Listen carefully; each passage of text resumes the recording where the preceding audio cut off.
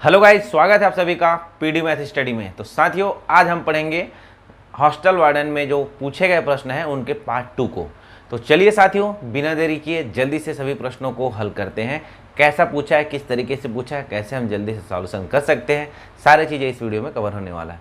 हाँ, इससे पहले अगर आपने मेरा चैनल सब्सक्राइब नहीं किया है तो चैनल सब्सक्राइब जरूर करें और बेल आइकन को प्रेस करें ताकि पल पल की अपडेट आपको मिलती रहे। तो चलिए साथियों, अगले क्वेश्चन पर देखते हैं। क्वेश्चन है हमारा, देखिए ध्यान दीजिएगा।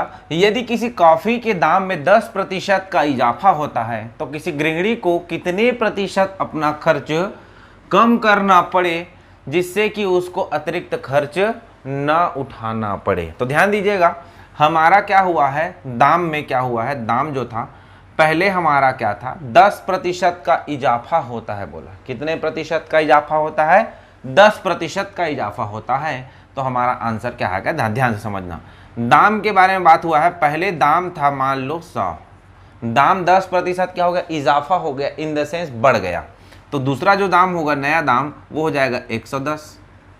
यहाँ तक क्लियर है। पहले जो था इनिशियल में 100 रुपए का था कोई भी चीज़, ठीक है, उनमें क्या कहा है कि उसके दाम में 10% की क्या किया कर दिया गया है, इजाफा कर दिया गया है। तो ये दाम था, इसी को हम क्या कर देंगे, पलट देंगे। तो ये हो जाएगा 110 और ये हो जाएगा 100। ये किसका हो जाएगा, खर्च का हो जाएगा। ये किसका था, आपका दाम का था। ठीक है, ये मूल्य है। एक्चुअल में क्या है, ये खर्च कम करना पड़े बोला है। खर्च मतलब यहाँ पर बता रहा है मूल्य में, किसको बता रहा है, ये मूल्य को बता रहा है, कितना रुपए कम खर्च करना पड़े ये बोल रहा है। तो हमारा दाम था 100, उसमें एक प्रश्न ने कहा है कि 10% बढ़ गया, तो दाम यहाँ से यहाँ बढ़ गया 10%, क्योंकि 100 इसीलिए मानते हैं क्योंकि 10% बढ़ा बोले तो डायरेक्ट उसमें 10 जोड़ सकते हैं हम। तो 100 + 10 110 हो गया। अब इसी को आपको पलट देना है, तो पलट देंगे तो क्या बनेगा, 110 और 100। तो देखिए यहाँ पर जो खर्च था वो 110 से क्या हुआ, 100 हुआ। कमी आई कि नहीं आई, कमी आई। तो कितने की कमी आई, कमी तो आई है। कितने की कमी आई है, 10 की कमी आई है। कितने की कमी आई है जी, 10 का। अब वो चाहता है कि प्रतिशत कमी निकालो, तो प्रतिशत कमी बराबर हो जाएगा, जो कमी है वो नीचे में मूल रेशियो को रखेंगे। हमारा इनिशियल वाला क्या था खर्च, 110, 110 को रख देते हैं नीचे। परसेंट में बदलने के लिए 100 से गुणा कर देते हैं और आंसर ले लेते हैं। 0 0 कट गया, 100 को 11 से भाग देंगे तो क्या बन जाएगा, 11 निया 99, एक बचा ऊपर में, 11 से भाग दे रहे थे तो 9 सही 1/11 आपको फाइनल आंसर हो जाएगा। आई होप आपको चीज़ें समझ में आई होंगी। तो चलिए साथियों, अगला क्वेश्चन क्या पूछा है, आइए उसको समझते हैं।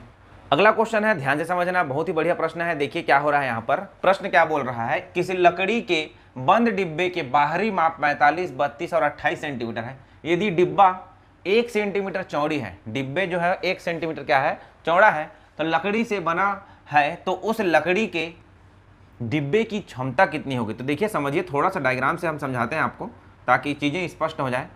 45 मीटर लंबा और 32 मीटर चौड़ा और 28 मीटर ऊंचा, तो एक रेशियो ले लेते हैं हम कुछ इस प्रकार से। ये मान लेते हैं एक डिब्बा हो गया जो कि कितना मीटर है लंबा, 45 मीटर है ना। कोई बात नहीं, जितना रहेगा उतना ही लिखेंगे हम। ये लीजिए, ये लीजिए, एक डिब्बा बन गया। एक डिब्बा में क्या बोला है, 45 मीटर का बाहरी माप बोला है, 45 सेंटीमीटर बोला है। 45 सेंटीमीटर ये, 32 सेंटीमीटर ये और 28 सेंटीमीटर ये। यहाँ तक चीज़ें क्लियर। अब देखो 28 को मैं इधर पीछे लिख रहा हूँ ताकि यहाँ पर कुछ चीज़ें समझानी है आपको। ये इसकी ऊंचाई हो गई। अब देखो यहाँ पर क्या बोला है कि भाई यदि डिब्बा 1 सेंटीमीटर चौड़ा है, डिब्बा कितने सेंटीमीटर चौड़ा है, 1 सेंटीमीटर। कहने का तात्पर्य है हमारा, ये मान लेते हैं हम चौड़ाई को बना देते हैं 1 सेंटीमीटर, इधर से भी चौड़ाई 1 सेंटीमीटर और इधर से भी चौड़ाई 1 सेंटीमीटर और इधर से भी चौड़ाई 1 सेंटीमीटर। सभी के चौड़ाई को हम बना दिए 1 सेंटीमीटर का। चलिए कुछ इस प्रकार से, ये लीजिए, ठीक है, कुछ इस तरीके से हमने बना दिया चौड़ाई को 1 सेंटीमीटर का।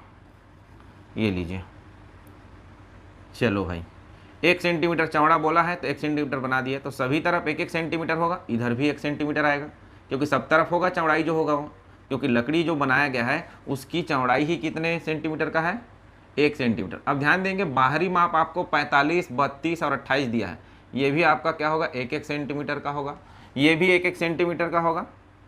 ये ऐसा नहीं दिखेगा, ये तो हो गया 1 सेंटीमीटर। ये लीजिए इस तरीके से, इस तरीके से 1-1 सेंटीमीटर का होगा सभी भुजाओं से। अब देखिए आपको क्या करना है, ध्यान से समझना, ये जो 45 सेंटीमीटर था, इधर 1 सेंटीमीटर का चौड़ाई बन गया, इधर 1 सेंटीमीटर का चौड़ाई बन गया, तो अंदर में कितना बच गया भाई, 43 सेंटीमीटर लंबाई इसका। यहाँ तक क्लियर। इसकी जो ऊंचाई होगी, देखो इधर 1 सेंटीमीटर बना, इधर 1 सेंटीमीटर बना, तो यहाँ से यहाँ तक देखा जाए तो 2 सेंटीमीटर कम हो जाएगा, तो ऊपर से नीचे जो देखा गया वो 26 सेंटीमीटर ही मिला, जो कि इसकी हाइट थी, है ना। अब देखो यहाँ पर देखो, ये वाला भुजा और एक भुजा आपको दिख नहीं रहा है, जैसे यहाँ से यहाँ तो ले लिया ऊपर वाला ये वाला भाग, है ना, तो ये भी क्या होगा, इधर होगा, और एक अंदर में जो रहेगा उसका भी 1 सेंटीमीटर होगा, तो 2 सेंटीमीटर इसमें भी कम हो जाएगा। तो हम यहाँ से यहाँ कर लेते हैं, या ऐसे देखेंगे तो कुछ ऐसा दिखेगा, वो बताता हूँ। ये इधर मैं 28 लिख रहा हूँ, ये देखिए ये 1 सेंटीमीटर हो गया, ये भी 1 सेंटीमीटर, तो यहाँ से यहाँ तक कितना का हो जाएगा, 30 सेंटीमीटर हो जाएगा। अंदर बाहर 32 है, यहाँ पर 45 है, और यहाँ पर 28 है, लेकिन अंदर बोला गया 1 सेंटीमीटर का लकड़ी बनाया गया है इसको, जो कि 1 सेंटीमीटर का क्या है, चौड़ाई का लकड़ी है, तो सभी में 2-2 सेंटीमीटर कम होगा, क्योंकि यहाँ से यहाँ देख पा रहे हैं हम सभी का क्या हो रहा है, दोनों तरफ क्या होगा, 1-1 सेंटीमीटर घेरेगा। तो हमारा कुल आयतन जो होगा, अब देखो किसका आयतन लगाना है भाई, कोई भी डिब्बा है तो डिब्बा है मतलब घनाभ होता है, क्यूबॉइड होता है, तो डिब्बे का आयतन घनाभ का आयतन क्या होता है, घनाभ का आयतन लंबाई गुणित चौड़ाई गुणित ऊंचाई। तो लंबाई हमारा 43, चौड़ाई है हमारा 30 और ऊंचाई है हमारा 26। यहाँ तक क्लियर। अब देखो इसको गुणा करेंगे तो कैसे होगा, चलो 26 तिया 78, 780 हो गया, गुणा करेंगे 43 के साथ, ठीक है, गुणा करेंगे किसके साथ, 43 के साथ, या ऐसे भी कर सकते हैं 43 गुणा 26, छोटा गुणा फिर उसका 3 बार कर देंगे तो भी आ जाएगा आंसर, ठीक है। तो चलिए हल करते हैं, तो ये हो जाएगा 8 चौक 32, 320 और 24, 320 और 24, ये हो जाएगा हमारा टोटल 344 की 4 हासिल आई 34, ठीक है। फिर हो जाएगा 43 सत्ते, तो 7 चौक 28 और 3 सत्ते 21 और हासिल आया था 34, इसको जोड़ देंगे तो ये हो जाएगा 5 3 3, ये हो जाएगा 3 3 5 4 और ये 0 का 0 सेंटीमीटर क्यूब। ये ऑप्शन में है क्या, 33,540, बिल्कुल ऑप्शन नंबर ए 33,540 हमारा फाइनल आंसर हो जाएगा। तो ध्यान रखना, उन्होंने बोला है 1-1 सेंटीमीटर चौड़ा है, तो दोनों तरफ से क्या होगा, 1-1 सेंटीमीटर कम हो जाएगा। आई होप साथियों चीज़ें समझ में आया होगा। तो ये क्वेश्चन कहाँ से पूछा था, ये क्वेश्चन आपके घनाभ वाले अर्थात आयतन चैप्टर से पूछा था। तो चलिए साथियों अगला क्वेश्चन क्या बनता है, आइए समझते हैं। बहुत ही बढ़िया प्रश्न है, ध्यान से समझना, बार बार एग्जाम में पूछे जाने वाले क्वेश्चन है, और ये क्वेश्चन जो है आपके मिश्र समानुपात या समय कार्य के पोर्शन से लिया गया है। ध्यान दीजिएगा क्या बोलता है, 7 पुरुष या शब्द लगाया, 8 महिलाएं फिर लगाया या 10 बच्चे एक काम को 24 दिन में पूर्ण करते हैं, प्रत्येक दिन 9 घंटे काम करके ठीक है। तो 4 महिलाएं एवं क्या लगाया यहाँ पर, एवं 5 बच्चे के साथ कितने पुरुष प्रत्येक दिन 6 घंटे काम करते हुए, कितने घंटे काम करते हुए, 6 घंटे काम करते हुए 18 दिन में काम पूर्ण कर सकेंगे। अब आइए समझते हैं, ध्यान देना, ये जो चीज़ें हैं हम MDH के साथ रखते हैं, मैन डे आवर के साथ MDH का कॉम्बिनेशन बनाते हैं, ठीक है। तो ध्यान दीजिएगा MDH का कॉम्बिनेशन बनाएंगे तो कैसा बनेगा। अब यहाँ पर दिया 7 पुरुष या, तो 7 पुरुष, हम इसको कर रहे हैं मेल, पुरुष को M मान रहे हैं, महिला को F मानेंगे और बच्चे को C मानेंगे। महिला मतलब फीमेल और बच्चे मतलब C, है ना। C मतलब क्या होगा आपका, चाइल्ड होगा, ठीक है। अब देखो 7 पुरुष बराबर, या मतलब होगा, ध्यान रखिएगा बराबर चिन्ह, या मतलब क्या होगा, बराबर चिन्ह, 8 महिलाएं तो फीमेल हो गया, और 10 बच्चे मतलब 10 चाइल्ड हो गया। इस काम को कितने दिन में करते हैं, ये तो M हो गया, अथवा में था, 24 दिनों में करते हैं, और कितने घंटे काम करके, 9 घंटे काम करके। तो यहाँ पर हम अभी इसको नहीं ले रहे हैं, पहले ये जो दिया गया संबंध है उसको हम पहले कन्वर्ट कर लेते हैं एक दूसरे के संबंध के साथ। तो मान लो हम 7M इक्वल टू निकालना चाहें तो 8F होगा, तो F इक्वल टू क्या निकलेगा, 7/8M। हम इसीलिए M का मान निकालो, हाँ ठीक है, F का मान निकालो। हम इसीलिए फीमेल को मेल में कन्वर्ट कर रहे हैं, क्योंकि वो मेल की संख्या को लास्ट में पूछा है, तो जाकर हम चीज़ों को कन्वर्ट वहाँ कर सकते हैं। दूसरा चीज़, यही 7M 10C के बराबर होगा, क्योंकि सभी में क्या लगा है, या की स्थिति है। तो यहाँ पर C बराबर क्या हो जाएगा 7/10 m। यहाँ तक चीज़ें क्लियर। ये हमने कन्वर्ट कर लिया चाइल्ड को अर्थात बच्चे को और महिलाओं को। ठीक है, अब देखिए क्वेश्चन बनाते हैं। अब हम बनाना शुरू करेंगे तो देखिए ये जो लाइन है MDH तो बनेगा, लेकिन आप कन्वर्जन किसका करना चाहोगे, पुरुष निकालना चाहते हो तो पुरुष के हिसाब से आपको समीकरण बनाना पड़ेगा। तो आपने को या तो आप पुरुष को लो या महिला को लो या बच्चे को लो, तो हमको पुरुष निकालने बोला था, हम पुरुष को ही लेंगे। तो 7 पुरुष, अब ये सब हट जाएगा, सीधा बोलेंगे 24 दिन में 9 घंटे कार्य करके एक काम को पूर्ण कर लेते हैं। यहाँ तक चीज़ें क्लियर। तो आगे बोलता है कितने महिलाएं, 4 महिलाएं, 5 बच्चे और कितने पुरुष, तो नहीं जानते भाई कितने पुरुष, ये डी ऑप्शन है, उधर लिख रहा हूँ, ठीक है, डी है ऐसा करके, कितने पुरुष। आगे क्या बोला है, 6 पुरुष यहाँ पर है ऑप्शन में, देखते हैं आएगा आंसर तो डी को लेना पड़ेगा, है ना, देखते हैं। चलो इसको यहाँ पर मैं लिख रहा हूँ 6 पुरुष करके, डी का ऑप्शन को, क्योंकि समीकरण थोड़ा लंबा है। ठीक है, 4F 4 महिलाएं, 5 बच्चे प्लस कितने पुरुष, तो नहीं जानते हम, X पुरुष है। कितने दिन में काम करते हैं इन लोग, 6 घंटे काम करते हैं और 18 दिन लगा लेते हैं। तो MDH का कॉम्बिनेशन बनाना है। अब यहाँ पर हमने 8F को क्यों नहीं लिया, 10C को क्यों नहीं लिया, क्योंकि यहाँ पर स्थितियाँ थी या वाला, या में कोई भी एक आएगा काम चल जाएगा। तो हमको पुरुष की आवश्यकता थी तो हमने पुरुष को उठाया, बाकी को लिख दिया। अब F और C को हमने देखिए यहाँ इक्वेशन से क्या कर लिया है, इसको कन्वर्ट कर लिया है, उसको वहाँ पर पुटअप करेंगे। चलिए, तो अभी तो कटा नहीं सकते, कटा सकते हैं इधर 24 9 को 6 18 के साथ कटा सकते हैं। तो 9 1 कम 9 दूनी, 6 चौक 24 और 2 1 कम 2 दूनी। तो यहाँ पर क्या बचा, 7 दूनी 14M, 14 बार मेल इक्वल टू 4 इंटू, यहाँ पर क्या लिखेंगे, F इक्वल टू 7/8। तो 7/8 और एक इसमें कन्वर्ट हो जाएगा M में, प्लस 5 इंटू चाइल्ड कितना दिया है 7/10, तो ये हो जाएगा आपका 7/10 इंटू M। ठीक है, अब यहाँ पर आगे जो चीज़ था वो सब कट चुका है, तो आगे में 1 लिख सकते हो या फिर कोई नहीं लिखोगे तो भी चलेगा। चलो 4 1 कम 4, 4 दूनी 8, 5 1 कम 5, 5 दूनी 10। तो 7/2M प्लस 7/2M, 2 बार 7/2, 7/2, 3.5 3.5 2 बार जुड़ेगा तो कितना होगा जी, 14 हो जाएगा। तो 14M, अच्छा प्लस में x था ना, ये प्लस में x था, ये प्लस में x था, उसको प्लस में x करके रखेंगे। तो ये हो जाएगा आपका 7/2, 7/2, 3.5 2 बार जुड़ेगा तो हो जाएगा आपका 7M प्लस x। यहाँ तक क्लियर। 7M को 14M की तरफ भेज दो तो x इक्वल टू कितना निकल कर आ रहा है, फाइनल आंसर 14 में 7 गया तो 7M। तो कितने आपके पुरुष की आवश्यकता थी, 7 पुरुष की आवश्यकता है। कब की स्थिति में, जब 4 महिलाएं 5 बच्चों के साथ कितने पुरुष काम करेगा, 7 पुरुष काम करेगा, तो 6 घंटे में 18 दिन में काम समाप्त हो जाएगा। तो ऑप्शन नंबर C इसका सही आंसर होगा। आई होप चीज़ें समझ आया होगा। MDH में रखते हैं, या की स्थिति आती है तो हम क्या चिन्ह लगाते हैं, बराबर। ये याद दिया रहता है संबंध एक दूसरे से स्थापित करने के लिए। उसके बाद हम MDH में लगाते हैं किसी एक रेशियो को बराबर करने के लिए। हमने यहाँ पर मेल को बराबर किया क्योंकि मेल को पूछा था। आई होप चीज़ें समझ में आया हो गया।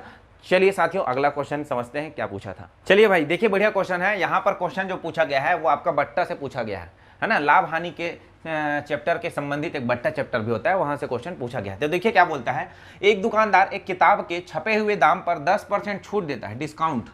कितना परसेंट डिस्काउंट दे रहा है, 10% डिस्काउंट देने के उपरांत उसको बेचने के बाद 12% का क्या होता है, लाभ होता है। तो किताब के क्रय मूल्य एवं छपे हुए मूल्य, क्रय मूल्य और छपा मूल्य मतलब मार्केट प्राइस MP का अनुपात ज्ञात कीजिए। तो छपे हुए मूल्य MP कहते हैं, क्रय मूल्य को CP कहते हैं, और SP किसको कहा जाता है, बेचा हुआ मूल्य को कहा जाता है। ठीक है, तो हम मानते हैं रेशियो पूछा है तो मान लेते हैं MP, SP और CP का रेशियो निकल रहे हैं। ठीक है, लास्ट में देखेंगे भाई कि MP और CP का पूछा है कि SP और CP का पूछा है, क्योंकि तीनों का संबंध एक साथ निकलेगा। क्यों, क्योंकि छूट भी दिया है और लाभ दिया है।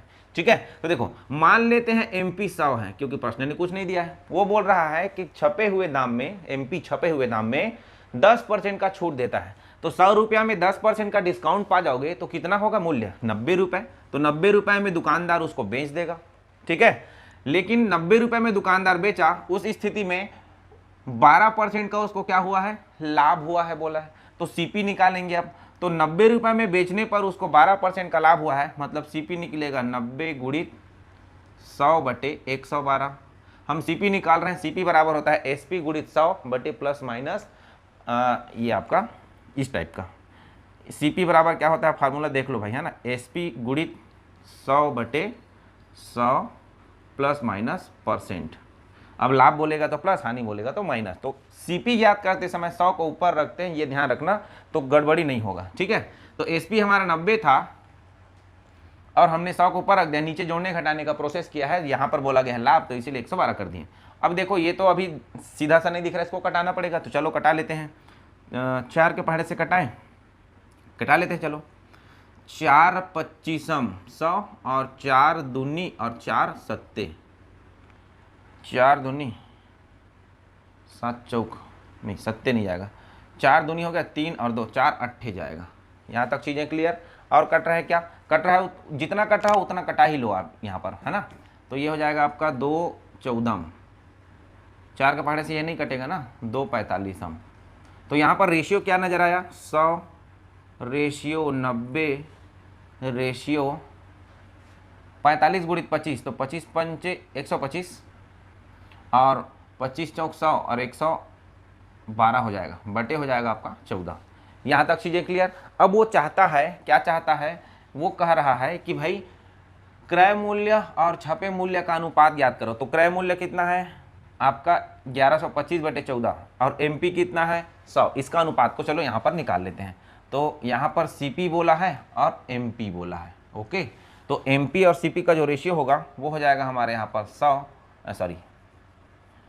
1125 डिवाइडेड बाई 14, रेशियो में आ जाएगा 100।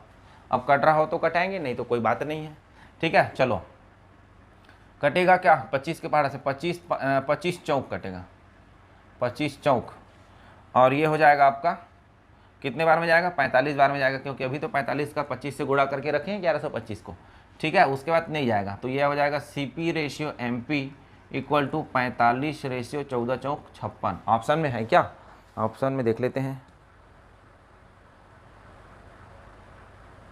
ठीक। तो यहाँ पर देखो 45 रेशियो 56 ऑप्शन में दिया गया है, ये आपका क्या हो जाएगा, सही हो जाएगा। ऑप्शन A B C और D को लिख देता हूँ मैं। ऑप्शन A दे रखा था 45/56, ऑप्शन B दे रखा था 50/61, ऑप्शन C दे रखा था 36/79 और ऑप्शन D दिया था 63/92। तो 45/56 आपका क्या हो जाएगा, फाइनल आंसर हो जाएगा। आई होप साथियों चीज़ें आपको आसानी से समझ में आ गई होंगी। तो चलिए अगला प्रश्न क्या पूछता है, आइए उसको समझते हैं।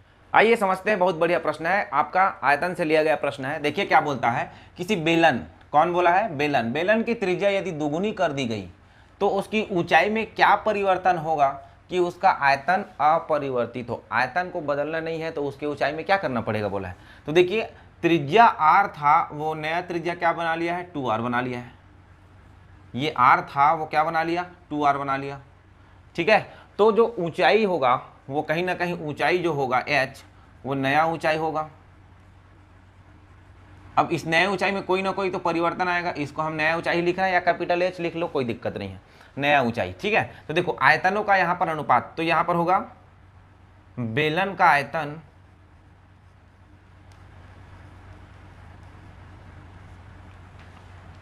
बराबर, यहां पर भी क्या होगा, बेलन का आयतन।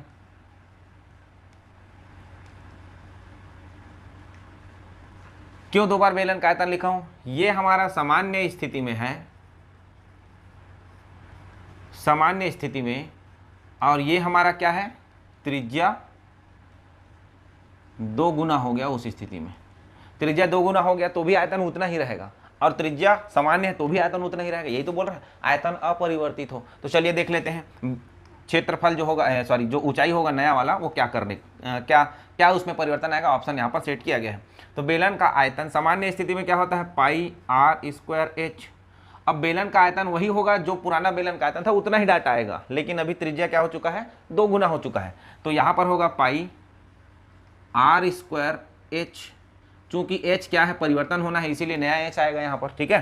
तो देखो ये आपका 2r यहाँ पर त्रिज्या हो चुका है, तो त्रिज्या का वैल्यू 2r रख दिया हूँ, उसका स्क्वायर लगाया हूँ, ठीक है। तो पाई तो कैंसिल हो गया, यहाँ पर हो जाएगा r इंटू एच बराबर 4r² into capital H। Capital H मतलब नया आपका ऊंचाई मिलेगा, है ना।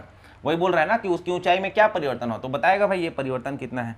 तो ये स्क्वायर स्क्वायर तो कट गया, तो जो h अपॉन क्या हुआ 4 इक्वल टू कैपिटल H, यही नया ऊंचाई है, यही क्या है नया ऊंचाई है। तो नया ऊंचाई पुरानी ऊंचाई का क्या है, प्रारंभिक ऊंचाई का 1/4 है। अब देखो 1/4 किस में आएगा भाई, जो नया ऊंचाई है वो पुराने ऊंचाई का 1/4 है, 1/4 है। अब इसको परसेंट में बदलना है तो किससे गुणा कर दो जी, 100% से गुणा कर दो, तो ये हो जाएगा 25% ऑफ इनिशियल आपका हाइट। ये एस तो यही रहेगा, 4 से भाग दे देंगे 100 को, तो कैपिटल एच नया ऊंचाई मिल जाएगा। नया ऊंचाई पुराने ऊंचाई का 25% या प्रारंभिक ऊंचाई का 25%। देखो प्रारंभिक ऊंचाई का 25% दे रहा है कि ऑप्शन ए, यहाँ पर चीज़ें क्लियर है। तो इस तरीके से निकाला जाएगा। चूंकि यहाँ पर प्रश्न बोला था आयतन में बदलाव ना हो, इसीलिए दोनों का आयतन को हमने इक्वल रखा और आंसर निकाल दिया, क्योंकि ऑप्शन भी वैसे ही सेट किया गया है। तो आई होप साथियों चीज़ें आपको क्लियर हो गई होंगी। तो चलिए साथियों अगला क्वेश्चन समझते हैं। आ गया हमारा सबसे धमाकेदार क्वेश्चन, जो कि आपके पूरे प्रश्न में थोड़ा सा कठिन था। तो ऐसे प्रश्नों को हम कैसे निकालेंगे, आइए समझते हैं। उस त्रिभुज का सबसे बड़ा कोण होगा यदि उसकी भुजाएं 7 सेंटीमीटर, 5 सेंटीमीटर और 3 सेंटीमीटर की भुजाएं हैं। ठीक है, तो देखिए यहाँ पर अगर ट्रिप्लिकेट रूल लगता, पाइथागोरस थ्योरम लगता, तो हम आंसर दे सकते थे 90 डिग्री। इसके ऑप्शन क्या क्या है थोड़ा सा चेक कर लेते हैं। इसके ऑप्शन कुछ इस प्रकार हैं, देख लेते हैं क्या है ऑप्शन में। 45, 60, 90, 120। 45, 60, 90 और 120। ये ट्रिप्लिकेट रूल अगर रहता तो 90 अंश का कोण सबसे अधिक कोण होता यहाँ पर, है ना। लेकिन यहाँ पर क्या है, ट्रिप्लिकेट रूल नहीं लग रहा है, ट्रिप्लिकेट रूल नहीं लग रहा है। इस वजह से अपने को चेक करना पड़ेगा कि कितने अंश का कोण आ रहा है। तो देखिए 7 सेंटीमीटर, 5 सेंटीमीटर और 3 सेंटीमीटर। तो हम थोड़ा सा क्या करते हैं, इसको डायग्राम को कुछ इस प्रकार से बना लेते हैं। ये हो गया, ये हो गया और ये हो गया। ये मान लेते हैं हम कितने सेंटीमीटर, 7 सेंटीमीटर का, या थोड़ा ऐसे झुका कर बना लेते हैं ताकि ऐसे आपको स्पष्ट नजर आए। चलो थोड़ा झुका लो, सीधा सीधा बना लो थोड़ा। ये 5 को इधर बराबर कर लो, ऐसा जैसा भी बनाओ बना लेना। लेकिन ध्यान रखें कि यहाँ पर जो डायग्राम बनेगा उसमें जो सबसे बड़ा भुजा होगा वो 7 सेंटीमीटर का होगा, 7 सेंटीमीटर। और यही सबसे बड़ा भुजा है, उसी के अपोजिट में जो एंगल होगा वही एंगल को पूछा जा रहा है। मतलब ये वाला एंगल, ये तीर का निशान, ये वाला एंगल को आपको पूछा जा रहा है, ध्यान रखना। ठीक है, इसी एंगल को पूछा जा रहा है कि सबसे बड़ा एंगल क्या बनेगा, तो यही सबसे बड़ा एंगल बनता है। तो ये हो गया ए, ये हो गया बी और ये हो गया सी। हमने इसको 5 मान लिया, इसको 3 मान लिया और 7 मान लिया, और इसको क्या मानेंगे हम, 3 मानेंगे। तो यहाँ पर त्रिभुज के 3 आपके भुजाएं हैं, तो ए बी सी जरूर मानते हैं। तो हम इसको मान लेते हैं ए से बी के बीच, ए बी से सी के बीच, इसको हम मानेंगे बी बराबर कितना सेंटीमीटर, 5 सेंटीमीटर। और जो सबसे बड़ी भुजा होगी उसके बराबर में हम मानेंगे सी। ये भुजाओं का मान है ए बी सी। ठीक है, स्मॉल में कैपिटल ए बी सी उनके बिंदुओं के क्या है, नाम है। यहाँ पर मिलान बिंदु जो है उसी के नाम है। अब देखो यहाँ पर हमको सबसे बड़ा कोण निकालना है, तो इस कोण को निकालने का एक छोटा सा फार्मूला होता है, उसको आइए समझते हैं। ध्यान रखना, इसको हम थीटा मान लेते हैं। कौन सा कोण मान लेते हैं, थीटा कोण। तो देखिए कैसा होता है, कॉस थीटा, थीटा कोण equal to cos theta a square, भुजा ए स्क्वायर प्लस भुजा बी स्क्वायर माइनस सी स्क्वायर अपॉन होता है 2ab। तो ए भुजा बी भुजा और सी भुजा के कॉम्बिनेशन से A square plus B square minus C square upon 2ab। तो इसको हम रखेंगे फार्मूला में। ए का मान हमने ज्ञात किया है 3, इसका वर्ग, बी का मान 5, इसका वर्ग, और सी का मान 7, तो इसका वर्ग, बटे 2 गुणा 3 गुणित 5। ए और बी का मान को नीचे में गुणा करके रखेंगे। ओके, आइए समझते हैं अब आगे। इसको हल करेंगे तो क्या बन जाएगा हमारा, 9 + 25 माइनस 49। 7 का वर्ग कितना होगा जी, 49। पूरी का डिवाइडेड में आ जाएगा, 5 से 15 दूनी 30। चलो आगे हल करते हैं इधर। तो 25 और 9 जुड़ेगा तो 34, 34 49 में घटेगा, तो कॉस थीटा इक्वल टू हमारा क्या निकल कर आया, माइनस में 15 ऊपर में और नीचे हमारा 30, ज्यों का त्यों, क्योंकि 49 में 34 घटेगा तो 25 बचेगा, और वो भी माइनस में क्योंकि 49 माइनस था। तो ये हो गया हमारा कॉस थीटा इक्वल टू -1/2। अब कॉस थीटा इक्वल टू -1/2 है, तो इसके लिए आपको कॉस का टेबल ज्ञात करना है। अगर आपने वीडियो नहीं देखा है तो वीडियो देख लीजिए, मैंने उसके लिए वीडियो बना दिया है। त्रिकोणमिति में चतुर्थांश के अकॉर्डिंग हम कैसे चीज़ों को कोण ज्ञात कर सकते हैं। ठीक है, तो इसके लिए cos theta equal to cos 120 degree. Cos 120 degree का मान होता है -1/2। कॉस 120 डिग्री का मान क्या होता है, -1/2। अब ये कैसे होता है, आप अगर वीडियो देखना चाहें तो जाकर आप वीडियो देख सकते हैं मेरे चैनल में, त्रिकोणमिति में चतुर्थांश के बारे में बताया हूँ, वहीं से लिया गया। ठीक है, तो ये कॉस कॉस कट जाएगा, थीटा इक्वल टू क्या बचता है 120 डिग्री। कितना बचता है 120 डिग्री। तो theta equal to 120 degree option D में है, दिया है। तो इस तरीके से इसका सॉल्यूशन किया जाएगा। ध्यान रखना है किसी भी विषम बाहु त्रिभुज में कोण निकालने का ये फार्मूला है। तो आई होप साथियों चीज़ें आपको समझ में आई हैं। तो चलिए अगला क्वेश्चन हम देखते हैं, और जो कि अंतिम क्वेश्चन होने वाला है। चलिए लास्ट क्वेश्चन है, ध्यान से समझना क्या बोलता है। इनमें से कौन सत्य है पूछा था। आयत के विकर्ण एक दूसरे को समद्विभाजित करते हैं, मतलब दो बराबर भागों में विभाजित करता है क्या। तो पहला नंबर के हिसाब से देखा जाए तो एक आयत है, ये आयत है, इसमें जो विकर्ण होता है वो एक दूसरे को, जी हाँ, एक दूसरे को क्या करता है, दो भागों में विभाजित करता है। तो ये पहला नंबर क्या हो जाएगा, सत्य हो जाएगा। क्लियर है, क्योंकि जो विकर्ण की लंबाई होती है दोनों समान होती है। ठीक है, तो ये पहला वाला कथन क्या हो जाएगा, सत्य हो जाएगा। दूसरा बोलता है प्रत्येक समलंब चतुर्भुज एक समांतर चतुर्भुज है। दूसरा नंबर ने बोला समलंब चतुर्भुज, समलंब चतुर्भुज कुछ ऐसे दिखता है। प्रत्येक समलंब चतुर्भुज एक क्या है, समांतर चतुर्भुज है। और समांतर चतुर्भुज कैसे दिखता है, जब आयत को इस साइड से धक्का देंगे तो ये थोड़ा सा बेंड हुआ दिखता है, ऐसा। ये तो ये डायग्राम और ये डायग्राम इक्वल है क्या, नहीं। तो मेरे ख्याल से ये दो नंबर क्या होना चाहिए, गलत होना चाहिए। तीसरा नंबर क्या बोलता है, एक चतुर्भुज जिसके चारों भुजाएं बराबर है, एक चतुर्भुज जिसके चारों भुजा बराबर है। चारों भुजा क्या है, बराबर है। चारों भुजा की लंबाई हमने कर दिया बराबर। तो आगे बोलता है एक वर्ग है। एक वर्ग हो सकता है, लेकिन याद रखें अगर चारों भुजा बराबर है तो वो विषम कोण समचतुर्भुज भी होता है। ठीक है, ये चारों भुजा बराबर है तो समकोण हो सकता है, मतलब कहने का तात्पर्य वर्ग हो सकता है, लेकिन वो समचतुर्भुज भी होता है। वर्ग ही नहीं होता, समचतुर्भुज भी हो सकता है। तो देखते हैं, ये तो गलत हो गया था 2 नंबर। 3 नंबर के बारे में विचारेंगे, क्योंकि ऑप्शन मिलेगा तो ठीक है, नहीं तो देखना पड़ेगा ऑप्शन के अकॉर्डिंग, है ना। आगे लास्ट बोलता है एक समलंब के विकर्ण समान होते हैं। ये जो समलंब है, समलंब चतुर्भुज है, यहाँ पर समलंब चतुर्भुज लिख लीजिएगा ना, समलंब चतुर्भुज के विकर्ण समान है। तो देखिए यहाँ से यहाँ एक डायग्राम और बनता है इसका कुछ ऐसा, समलंब का। ये इसको भी समलंब चतुर्भुज बोलते हैं। इसका परिभाषा क्या है कि केवल और केवल दो भुजाएं, आमने सामने की दो भुजाएं समांतर होती हैं। तो यहाँ से यहाँ विकर्ण ये है, यहाँ से यहाँ विकर्ण ये है, तो बराबर तो हो ही नहीं सकता। तो चौथा नंबर भी क्या है हमारा, गलत है। ठीक है, चौथा नंबर भी गलत है, दूसरा नंबर भी गलत है, पहला तो सही है, क्लियर है। एक चतुर्भुज जिसके चारों भुजाएं बराबर है, एक वर्ग है। एक वर्ग होता है तो वर्ग भी होता है, लेकिन साथ साथ क्या होता है, समचतुर्भुज भी होता है। समचतुर्भुज, समचतुर्भुज भी होता है और वर्ग भी होता है। तो देखिए ऑप्शन में 1 और 3 दिया है, क्या नहीं दिया होगा, क्या क्या दिया ऑप्शन में, केवल कथन 1 सत्य है, केवल कथन 1 और 2 सत्य है। तो दो तो गलत हो चुका है, तो ये गलत हो जाएगा। 1, 2 और 3 सत्य है, तो ये भी गलत हो जाएगा, क्योंकि तीनों सत्य नहीं है। सभी सत्य है, सभी तो सत्य हो ही नहीं सकता। तो हमारा बच जाता है ऑप्शन ए। तो ऑप्शन ए को आई थिंक लिया होगा मेरे ख्याल से। इसके मॉडल आंसर में क्या लिया है मैं तो देखा नहीं हूँ, बट इसको ए लेना चाहिए, क्योंकि यहाँ पर देखिए 1 और 3 बोला नहीं है, क्योंकि वर्ग तो बन रहा है, लेकिन साथ साथ क्या बनता है, समचतुर्भुज भी हम बना सकते हैं सभी भुजाओं को बराबर करके। ठीक है, तो यहाँ पर 3 तो सत्य लग रहा है, लेकिन ऑप्शन उन्होंने छापा नहीं है, इसलिए केवल क्या लिया जाएगा, ऑप्शन ए को लिया जाएगा। इसलिए आपको 3 हो सकता है आपको गलत नजर आए, क्योंकि वर्ग ही होता है, अगर ले रहा हो तो वर्ग ही नहीं होता है, वो समचतुर्भुज भी होता है। तीसरा नंबर जो लाइन बोला है उसके अकॉर्डिंग। ठीक है, तो इस तरीके से ऑप्शन ए लेना चाहिए मेरे ख्याल से इसका। तो आई होप साथियों चीज़ें समझ में आई होगी, और कहाँ कहाँ से क्वेश्चन ज़्यादा बन रहा है ये आपको स्पष्ट हो गया होगा। आपने जितने भी आपके क्वेश्चन पूछे गए थे उसमें ज़्यादातर क्वेश्चन क्षेत्रफल, आयतन, आयु और औसत, इन्हीं सारे चैप्टर से क्वेश्चन पूछे गए हैं। तो इन सारे चैप्टर को आप ध्यान से पढ़िए और अच्छे से नंबर लाइए, क्योंकि गणित बहुत कठिन नहीं पूछेगा, सामान्य सा गणित है। लेकिन याद रखें क्षेत्रफल और आयतन बहुत ही एक इम्पॉर्टेंट टॉपिक है, उसको जरूर पढ़ें। ठीक है साथियों, तो चलिए मिलते हैं हम अगले वीडियो पर। धन्यवाद।